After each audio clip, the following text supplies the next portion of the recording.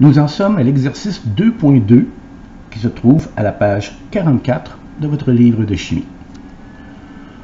On vous dit qu'une solution saline injectée par voie intraveineuse contient 0,900 g de NaCl dissous dans 100,0 ml de solution. Calculez la concentration molaire volumique de la solution. Alors, la concentration molaire volumique, qu'est-ce que c'est? La concentration molaire volumique, c'est le nombre de moles de la substance, qui est le soluté, divisé par le volume de la solution. Alors, le soluté, c'est le NaCl. On en a 0,900 g.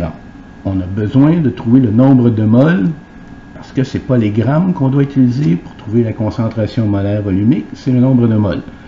Le volume, lui, doit être en litres. On a déjà un volume qui est en millilitres. Donc, il faut d'abord trouver le nombre de moles de NaCl et ensuite convertir le volume en millilitres en litres. Et une fois qu'on aura fait ces deux choses-là, on pourra calculer la concentration. Alors, le nombre de moles, c'est toujours la masse divisée par la masse molaire. Donc, le nombre de moles de NaCl, 0,900 g divisé par la masse molaire. Alors, dans un des exercices précédents, dans l'exercice 1.21, on avait déjà calculé la masse molaire du NaCl, qui est de 58,44 g par mol. Donc, le nombre de moles auquel correspond 0,900 g de NaCl, on va faire le calcul. Donc, 0,900 divisé par 58,44. La réponse 0,015400. On doit conserver combien de chiffres significatifs? 0,900, il y en a 3. 58,44, il y en a 4.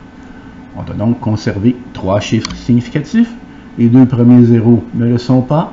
Il faut donc couper après le 4. Le chiffre qui suit le 4 est un 0. Donc, ça reste 0,0154 moles. Donc, ça, c'est le nombre de moles qui correspond à 0,900 g de NaCl. Donc, on a trouvé notre nombre de moles. Le volume.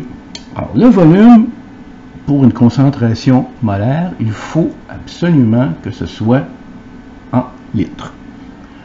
Alors, de deux choses l'une, vous savez faire la conversion facilement et vous pouvez tout de suite me dire que 100 ml correspond à 0,1 litre. Si vous ne savez pas le faire, il y a plusieurs façons d'y arriver. Se rappeler que 1 litre correspond à 1000 millilitres. Et ça, c'est une conversion exacte. Il y a vraiment 1000 millilitres dans 1 litre.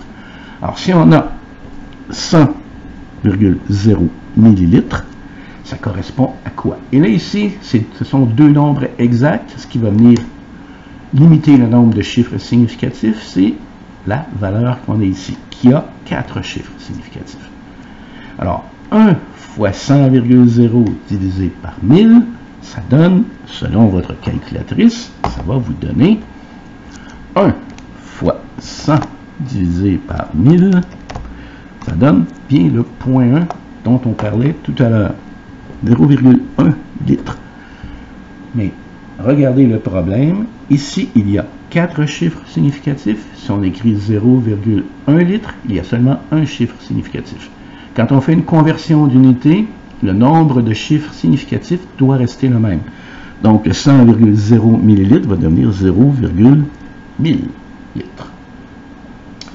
On vient de trouver le nombre de moles de NaCl un peu plus tôt. On vient de convertir les millilitres en litres. On peut faire le calcul. Concentration, c'est le nombre de moles divisé par le volume. Nombre de moles, 0,0154.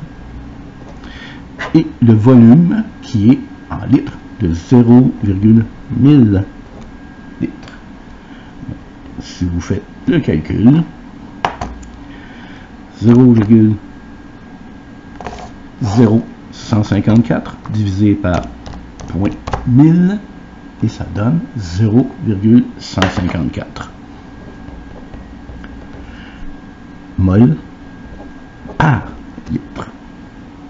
On n'oublie pas les unités, on a des mols qui divisent des litres, mol par litre, et ça, ce sont les unités d'une concentration molaire volumique. La dernière chose qui reste à vérifier, j'ai repris exactement ce que la calculatrice me donnait, 0,154. Est-ce que ça correspond au bon nombre de chiffres significatifs? 0,0154, il y en a 3. 0,1000, il y en a 4. Il faut en conserver 3. 0,154 mol par litre.